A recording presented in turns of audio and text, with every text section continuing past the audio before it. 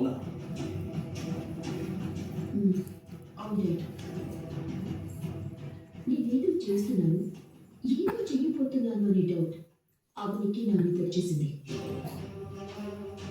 నేను చేస్తున్న ప్రతి పనిని అబ్జర్వ్ చేస్తోంది. నా ప్రతి మూమెంట్‌ని గుచ్చి గుచ్చి ప్రశ్నిస్తోంది.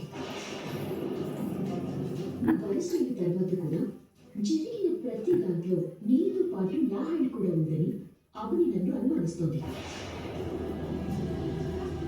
ఆ రోజు ఫైనాన్షియల్‌గా నేను మాట్లాడిన వీడియోని ముందు జాగ్రత్తగా మార్చకపోతే నీతో పాటుగా నన్ను కూడా ఈ పాటికి అరెస్ట్ చేయించుండేది ఆమె.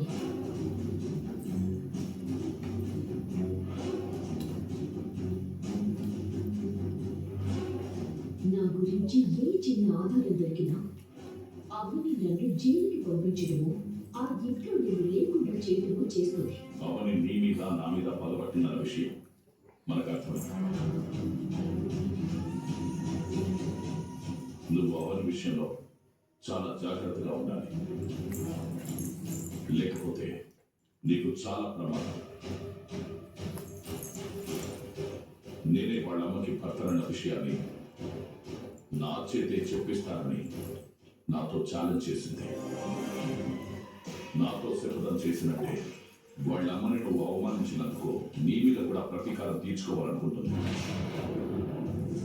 కాబట్టి అవని నీ మీద కక్ష తీర్చుకునే అవకాశాన్ని నువ్వు అవనికి ఎట్టి పరిస్థితుల్లో ఇవ్వకూడదు. అది ఎప్పటికీ జరిగిన పని డాడ్. అవని నా గురించి 2 ప్లాన్లు వేస్తే నేను తన గురించి 10 ప్లాన్లు వేయగలను. తను నన్నేం చేయలేదు. నేను కూడా అలాగే అనుకునేవాడమ్మా. ఇప్పుడు నా పరిస్థితి ఏమైందో నువ్వే చూసావుగా. నా నోటితో నేను నిజం ఒప్పుకుంటే తప్ప నేను మీనాక్షిని పెళ్లి చేసుకున్నాను అనడానికి ఎలాంటి ఆధారం లేదు. నా ఆస్తి అవనికి చెందుతుందని నేను మీనాక్షికి రాసిచ్చిన వీలునామా ఒకటే వాళ్ళ దగ్గర ఉన్న ఆధారం.